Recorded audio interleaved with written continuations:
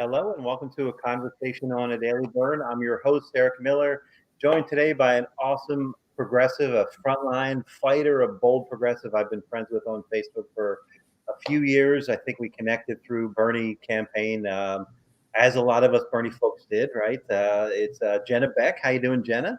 Oh, I'm great. Thanks for having me. Yeah, thanks for taking some time to chat with me. I wanted to have you on specifically. Like I've really watched your activism, and you're one of those people that shows up on my news feed, and you are always in the fight, and you're always, you don't mince words. You're bold. You're just amazing. So I found the chance to have you on the program because you're running for a delegate seat, which is awesome. And you have a lot of irons and a lot of fires. So this interview is going to be a little bit disjointed, as I'm going to ask you about this, that, and the other thing, some of your history and so forth. But and I'll pull up the website where people can register. The seat you're running for is a delegate seat in the California State Committee, Assembly District 73. It's a mouthful. Did I get that right? Yes, this is a party position. So there are three legs to the stool that make up the California Democratic State Party. And one of those legs is grassroots elections. And that's where they elect activists and organizers to represent their communities as part of the party. That's what I'm running for. Okay, great. And I'll pull up the website. The deadline to register to vote is Monday. So I'll pull up the URL. I'll also put it in the chat. And I'll pull up the district to make sure you're in the area and stuff. But, obviously this is a historic week and just fucking craziness in the news. What are your thoughts on what we're seeing, from the coup to, the Democratic Party response? What are your thoughts? Well, I think we anticipated this was going to happen because Donald Trump is a sociopath, right? And he dog whistles his base constantly, and he doesn't really, I don't know that he necessarily even believes in what he's saying, or perhaps he does, but he's incredibly irresponsible about what he does say, and his base very much acts like a cult. He is the Charlie Manson to his people. He doesn't have to commit any crimes because he can get them to do it for him. And they will justify this sort of behavior in their mind over and over again. I don't know if you saw that, who is it, Clarence Thomas, the justice, is trending because he supported the behavior of the mob. What do we even do about that? Can we impeach a Supreme Court justice? Because these are treasonous acts. Yeah, I hadn't seen that. He was always, that's one of the sort of things about Clarence Thomas, about media, like his media diet is far right. Like I forget where I've seen that source, maybe Brainwashing My Dad or somewhere, where he was, he's really far into right-wing media and conspiracies. And maybe it's Michael Moore that talks about that. But yeah, I didn't see that news trending. But yeah, what can you do about that? What do you think about the Democratic response to all of this? Well, the Democratic Party is an interesting beast because it's a big tent party. So there have been varied responses, right? But I think they're fairly unified in that they need to muzzle Trump over at least the next 2 weeks because he could potentially cause all kinds of chaos and additional death as a result of his words. It does appear that Twitter has unbanned him. I don't know that that's necessarily the right thing to do, but based on the communications that he's had since he's been unbanned, it's pretty clear that somebody spanked him. Somebody told him he needs to reel it in. He's not reeling it in entirely because he's a very bitter, angry man, but he has at least acknowledged that he lost and that come January 20th, he will no longer be the president. He has also, in his very bitter way, said that he's not going to attend the inauguration. Nobody really wants him there anyway, but, it would have been the thing to do. It would have been etiquette. It would have been better for his legacy as a president, although I don't know how he could possibly repair the damage he's done in the last 4 years. So I don't think anybody expected anything different out of him. But as for the Democrats, I think most of them are acting accordingly. This was an attack on our Capitol. It was an attack against our country. And Cori Bush introduced I think it was Cori Bush who this morning introduced articles of impeachment, or said that her first act in Congress was going to hers was not articles of impeachment. She wanted to introduce legislation to call on the Congress people who challenged the certification of the Electoral College and get them expelled from Congress. And I think that absolutely we cannot repeat the same mistakes of the Civil War when we gave everybody a free pass to, oh, well, you tried to destroy our country, but we're going to let you back in, right? Right. We can't do that again. We have to stand strong and say, no, this is not okay. And you're going to pay the consequences of your behavior. Yeah, here. Yeah, Bernie just tweeted about it sets precedent, exactly like you're saying, right? They need to be held account, otherwise it gets worse, right? And that's the only argument for having Trump at the inauguration would be, appearance sake, right? For his cult members, that it's one of those potentially healing, normalizing things for them, right? I agree with you. No one wants them there, but there is some value in continuity or normalcy in that regard. But I certainly don't want to talk about him the whole time. I see the Bernie sign behind you. Tell me about your experience. So you worked on the 2016 campaign. Can you tell me about that? What did you learn? Were you politically active before that? Like what about that inspired you and so forth? I was a regular voter. I voted in every cycle since the time that I was old enough to vote. And I was a single mom, and I was very involved in volunteering for my son and his activities. And I watched 2016 unfold. And we both did, actually. We watched it and we were just aghast at how the media was covering it and how much bias was involved. And we were just absolutely shocked and dismayed with how that primary went down and how biased it was. So at that point, after the night before the California election, when it was clear that the surrogates that were working for Hillary were pushing bad messaging and saying that she had already won before we even voted. That's right. It was so contrived that at that point I started really I had already been debating politics for decades with my friends online and so on, but I wasn't a political volunteer yet. So at that point I started trying to educate myself as much as possible on what happened, why it happened, what in the world was going on. It was not until January of 2017 that I started actually seeking out political events and attending things. And I think the first thing that I went to was a debate watch party for Bernie had debated Ted Cruz about Medicare for All. And it was like January 2017. That was my first event.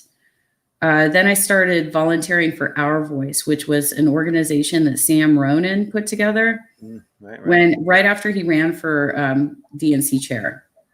So I started blogging for them.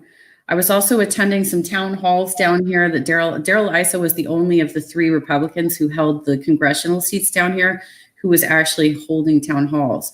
And every time they had the town halls, we would go down there, and Indivisible had a huge showing, and they scared the crap out of him. Basically, he got on his roof, he yelled at the protesters, and he ended up not running again for that district because he was so scared of the protesters that were showing up, and they legit weren't even doing anything. Did I freeze? No, I still see you. Okay, because my camera froze, it looks like. They legit weren't even doing anything scary. They were just chanting at him, and they had that big giant Trump bird thing, the blow up Trump bird. Right. But he got scared, he got rattled. And that's why he also carpet bagged into CD50 and challenged Amar for that seat. I think he did win it, actually. Amar did not win it.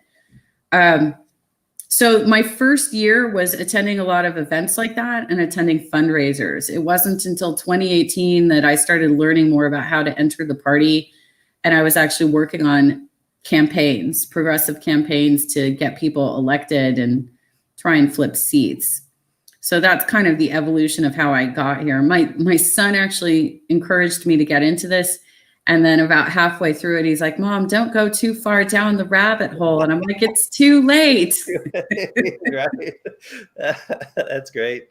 In those early days, I had somebody directly messaging me recently about how to run for local race and get into the local party like you're describing. And he had a negative experience, right? I've heard some negative experiences. You're coming from the progressive side. They don't necessarily roll out the red carpet for you. Did you have any experiences like that? Or did you have, was it challenging to get in, to fit in, to be accepted? Like what's the complexion of the Democratic Party look like in terms of progressivism versus establishment, or how you would frame that as you've seen it? It's been a mixed bag. I've had a lot of really great experiences, and I've had some bad ones. When I ran for assembly delegate in 2019, I was sent hate mail with fecal matter in it. It said, Jenna, you ugly pig, stay out of our neighborhood. Wow. What I've seen is that it's not just the establishment types haven't come after me nearly as much as the people who are advocating for Dem exit, leave the party. Right. That particular group feels far more threatened by me than establishment people. Establishment people they love to have anybody who's willing to pick up a phone and phone bank or knock on doors or whatever. And in Orange County, we're actually a fairly progressive party. The Democratic Party of Orange County is fairly progressive because we're new. We're a bit Wild West.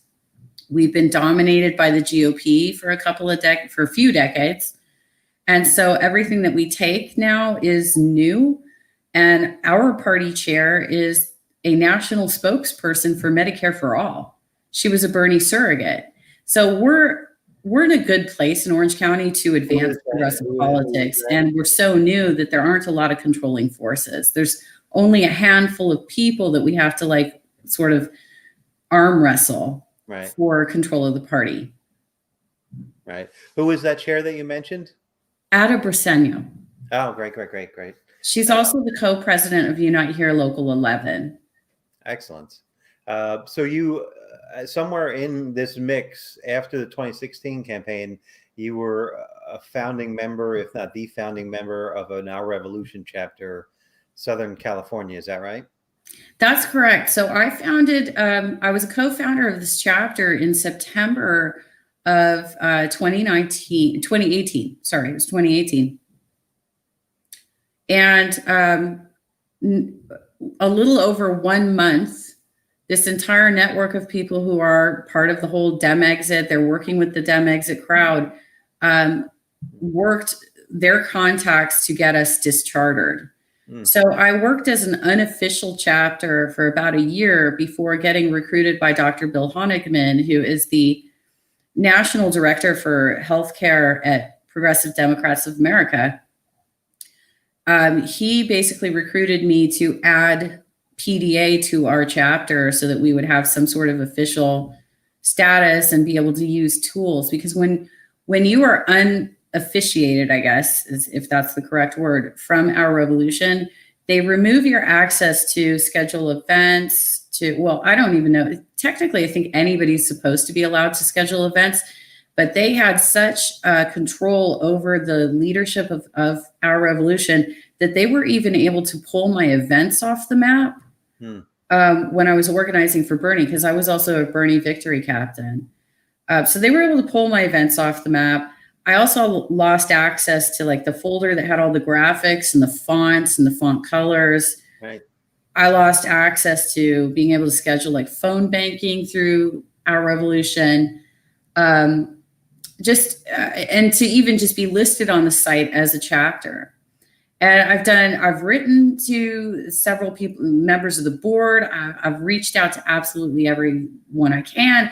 I've proven that I am an organizer, that I'm serious about what I do, and that I'm capable of recruiting and activating volunteers.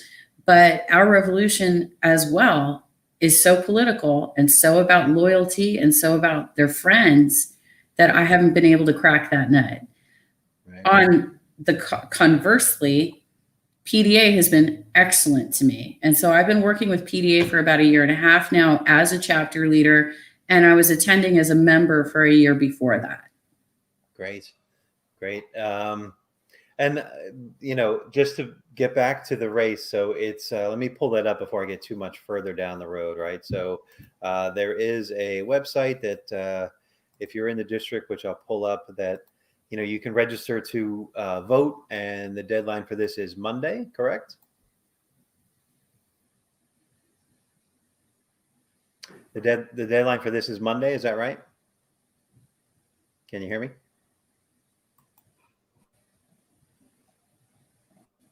Looks like you might have froze. Oh, it's coming back. It did. The video froze for quite a while, but now it's coming back. Okay. So the deadline for this is Monday, correct? For registration, it's Assembly Democrats, California Democratic Party. I'll put this URL in the chat as well. Simple form just to register to vote. When does the actual vote take place? So I believe voting starts around January 15th because so in previous years, they would do this in person. Obviously, we can't do that because of COVID-19. So the way they would handle all of these assembly districts throughout the state is they would have 2 weekends where they would hold, it's sort of like a caucus. And they would do them in person. Some of them would be scheduled Saturday, some of them would be scheduled Sunday. And it'd be the first weekend before Martin Luther King Jr. holiday, and then the weekend after that as well. They would skip the weekend in between for the holiday. This year, it's all going to be vote by mail, but I do believe that during their information session, they said that they are going to put out Dropbox locations. Okay. So there is going to be some way of just turning it into the Dropbox location as well. The website is a little bit difficult to navigate, so I'm unclear as to whether there's actually a way to just sign up to vote for this by paper, if there's a paper application, or you have to have internet access to actually apply. I don't know if that ever got resolved. But as far as we know, the cutoff is January 11th, and there doesn't appear to be a time specified. Okay. So I've been telling everybody, shoot for 5 p.m. because that's, I believe, the end of their workday. However, it could potentially be that you could register all the way up till midnight. However, register right now. Yeah. Don't wait. Just go ahead, go to ademelections.com and register and be a part of the process. Because even if you decide you don't want to vote, at least you have the option to vote. Hear, hear. So it's ademelections.com. I put it in the chat as well. And, just to highlight where the district is. So it's Assembly District 73 in California. Can you, this is south of Newport Beach, San Clemente. I always like to give people an opportunity to brag on their districts. Tell me about AD 73. Well, my mom moved us down here in 1980 when it was relatively undeveloped and we still had citrus groves and we had a big ranch. Santa Margarita did not exist at the time. There was a cattle ranch down there. So it was this community raised up because of the El Toro Marine Base and because of agriculture. So basically that base was decommissioned in the 90s under Clinton's leadership. And so it is no longer the biggest source of employment in the area. Now we have, if you look at where the 405 and the 5 meets, that's called the El Toro Y. Right around that area is now the Irvine Spectrum, not just the entertainment center that's actually at the Y, but the surrounding areas is also called the Irvine Spectrum. And that is called Silicon Valley South.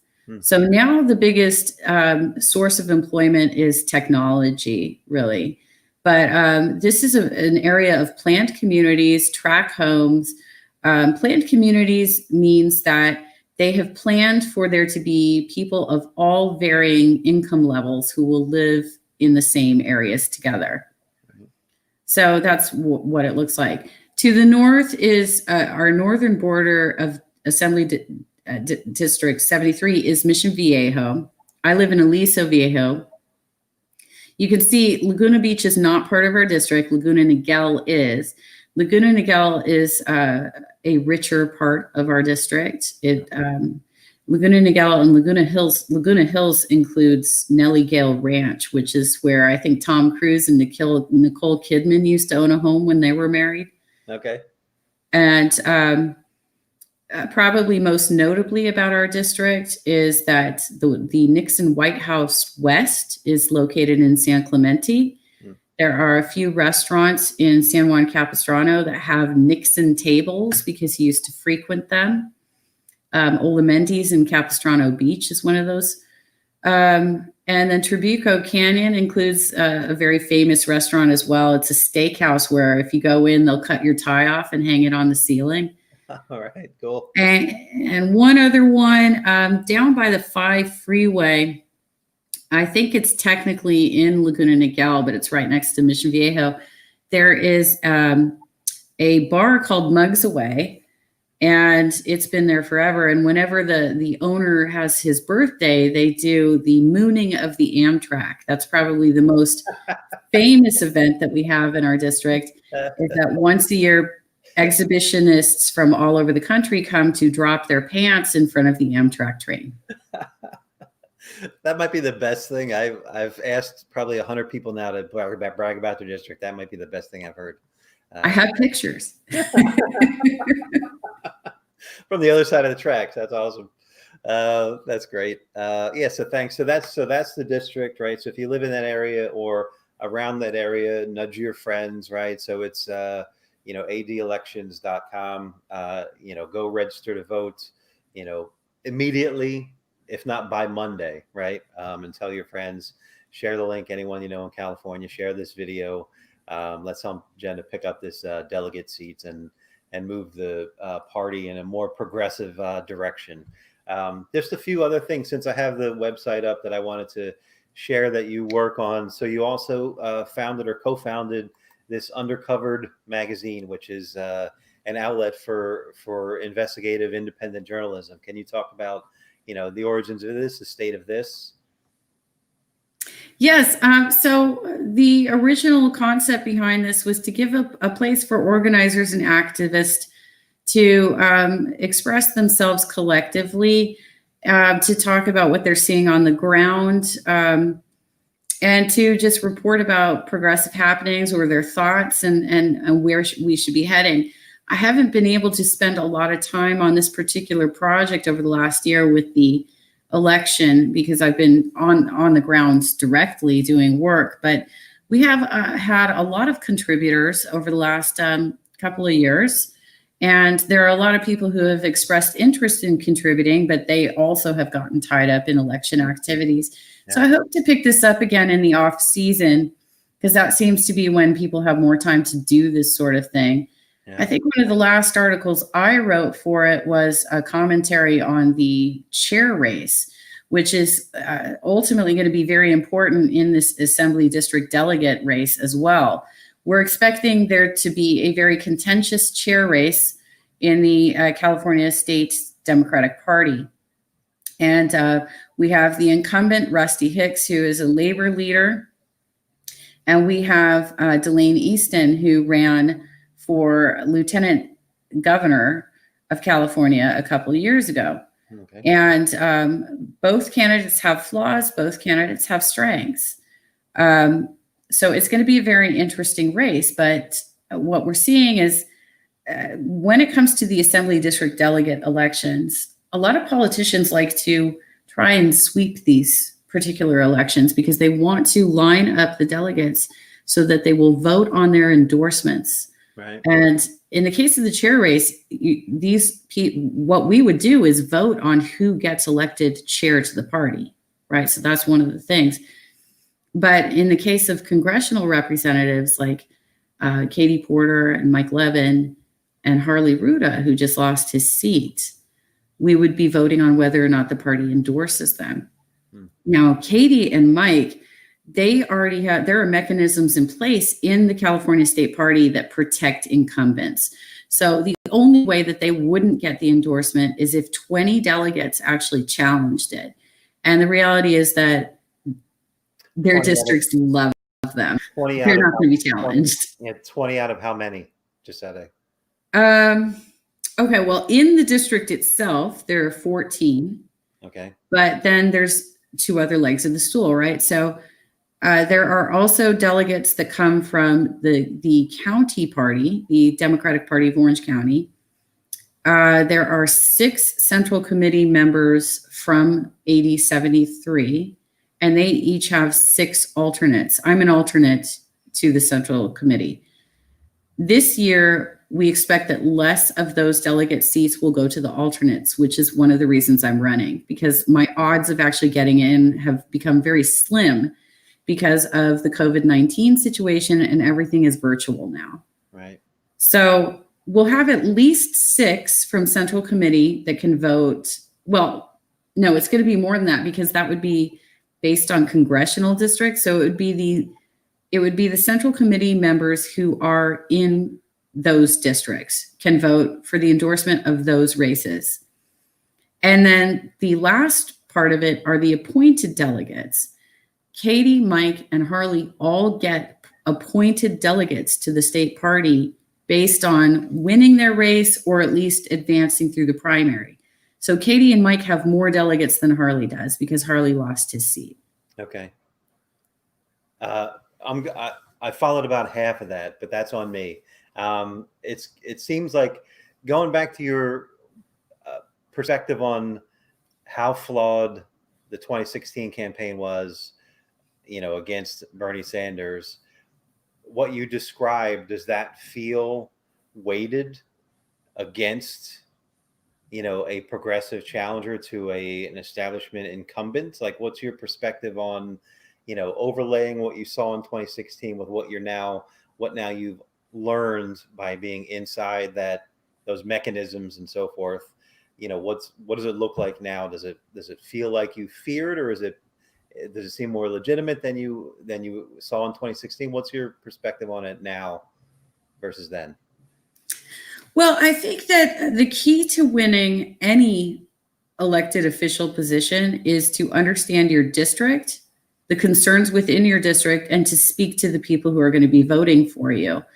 And that, I think, is one of the problems that Harley ran into. His ads talked about how he had worked on bipartisan legislation with Republicans. Mm-hmm. His ads focused preventing federal dollars from going to China.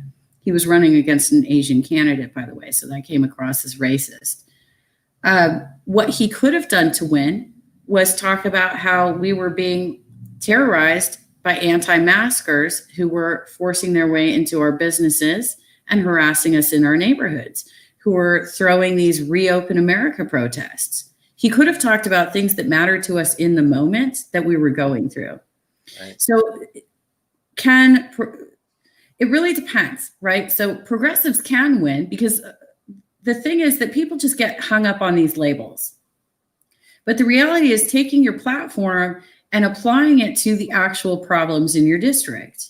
Right. If you can connect on that level and say, this is why my strategy will work, then you can get elected. It's not about just having some generic cookie cutter platform and saying, well, this works for everybody.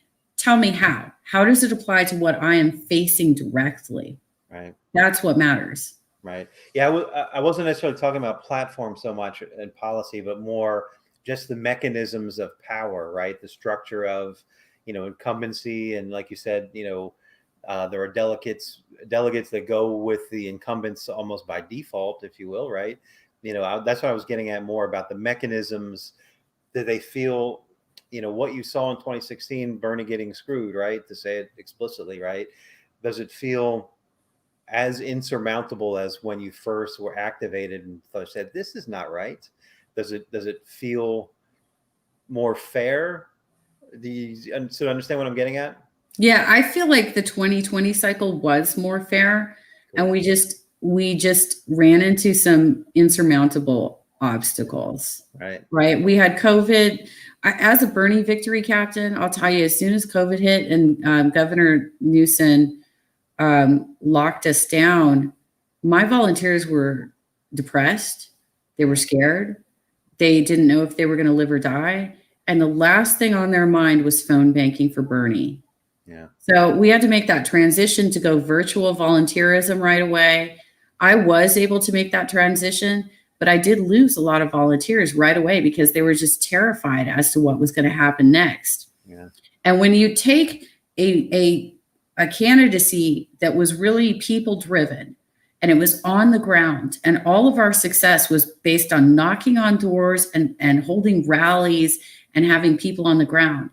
And you take that and you contrast it against a candidate who legit was only working off donors, right, and in a virtual environment to begin with. The guy was not having like in-person stuff, right? He was able to make that transition better than we were because we were so heavily reliant on our successful programs that we had in place that were pre-COVID. Right. Yeah, I was in South Carolina knocking doors when Clyburn endorsed Joe Biden, and Bernie had won the primaries to that point, and that was a gut punch. That actually, let me ask this question too. And again, before we go, it's awesome talking to you and stuff. So it's I can't keep reading it without my glasses on. Your URL is AD Elections. ADEM Elections. ADEMelections.com. ADEMelections.com. Go check that out and register by Monday. But you knocked on doors in Georgia. You traveled to Georgia and you helped flip that state, which is incredible. And thank you for doing that. Thanks to everyone that knocked on every door and made every call and wrote every postcard and so forth. What was that like? I guess a couple things. Knocking on doors in a pandemic where people were reluctant to answer, and what did you find worked in winning over those voters in that particular effort? Well, I knocked on over 1,000 doors. I brought in 37 ballots. And I would say what worked was appealing to them and what mattered to them. The most pressing thing on their mind wasn't necessarily flipping the Senate or even getting their stimulus checks. Right. The most pressing thing on their mind was, how was it going to affect their daily lives? And that would be improving the infrastructure of the state, because they don't have the same level of cell towers or internet or broadband or any of that, right? But also, I found that we had by the way, I will be real with you, most of the houses they sent us to was what was considered a friendly universe. Right. So when they were cutting the turf, they were really trying to send us to Democrats that they anticipated would vote in favor of Warnock and Ossoff. But they would not, they might just like lose track of it because of the holidays or because it's a runoff election. It's not like a normal election day, right? So we were out there just trying to activate people who we expected would vote. That being said, I definitely did knock on some Republican doors. I had one Republican chase me off turf at one point. Oh, wow. Another guy followed me down two doors to tell me that his family was not going to vote for them. And I came across more Black Republicans than I thought existed. So, I mean, it's all out there. But what mattered to the people who were supportive is I found that if I dropped Stacey Abrams' name as quickly as possible, they were incredibly receptive. Really? Because there was a lot of talk leading into this that people from out of state should not go there because they don't understand. They might act like Karens, right? They might get in there and be like, oh my God, there's a Black man in this neighborhood. Legit, it was all the neighborhoods I went to were like middle-class Black neighborhoods. But they were afraid that people would act like Karens and be like, oh my God, there's a Black man on the street. I'm scared. I'm going to call the cops or whatever. We had the cops called on us, by the way. They didn't do anything, but they did get called. They're like, somebody's trying to break into my house because we're knocking on the front door. But okay. Right. Wow. So, but I was there with Unite here at Local 11. Stacey Abrams had called on the labor unions throughout the country to come out and knock doors and get out the vote. So that was my opening line. I'm here with Worker Power Pack. Stacey Abrams asked us to come out here and make sure you go to the polls. So that's why I'm here. And she told us, we had a call with her right before Christmas, and she told us the Georgians are not used to having their doors knocked on, and you're going to be irritated. And she told us to keep irritating you until you show up and vote. So that was my opening line, and it worked. Wow. Was she polarizing? Was it, like you said, that name, that gets them to answer the door or sort of let their guard down a little bit? Did it have the reverse effect on others?